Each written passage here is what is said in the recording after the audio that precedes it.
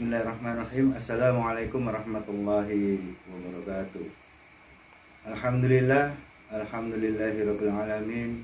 Wassalatu wassalamu ala asyrafil anbiya'i wal mursalin sayyidina wa maulana Muhammadin wa ala alihi wa sahbihi ajma'in, amma ba'd.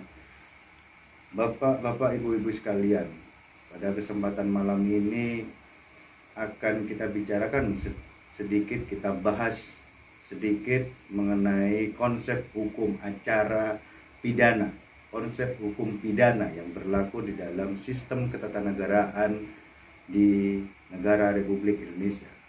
Saya awali dari ketentuan pasal 1 ayat 3 di mana dijelaskan secara eksplisit bahwasanya negara Indonesia adalah negara hukum, di mana mempunyai konsekuensi hukum harus dijadikan sebagai panglima. Untuk itu hukum harus dijadikan sendi-sendi, tumpuan,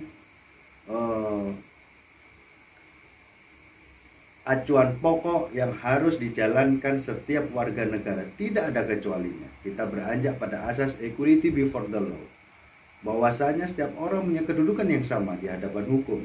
Tidak boleh ada diskriminasi hukum. Untuk itu ada bagian yang menarik ketika kita berbicara konsep hukum, yaitu tentang konsep hukum pidana. Konsep hukum pidana di sini dia mempunyai aturan main sendiri yang tidak sama dengan aturan-aturan main hukum lainnya. Contoh dengan hukum perdata.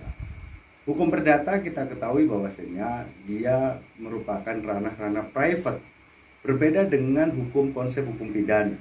Konsep hukum pidana di sini punya sanksi yang cukup berat karena di situ ada pengekangan kebebasan setiap warga negara, di mana padahal di dalam konstitusi kita setiap warga negara berhak untuk hidup bebas. Tetapi dalam konsep hukum pidana ini tidak berlaku. Untuk itulah konsep hukum pidana ini dia mempunyai keistimewaan tersendiri.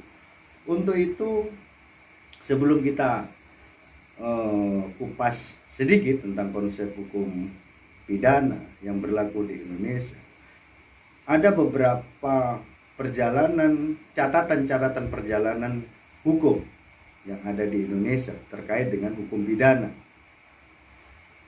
Pada era sekarang rasanya hukum pidana ini menjadi sedikit booming, sedikit eksklusif ketika kita bicara tentang konsep hukum pidana. Saya contohkan tentang konsep sistem kriminalisasi. Apa sih kriminalisasi?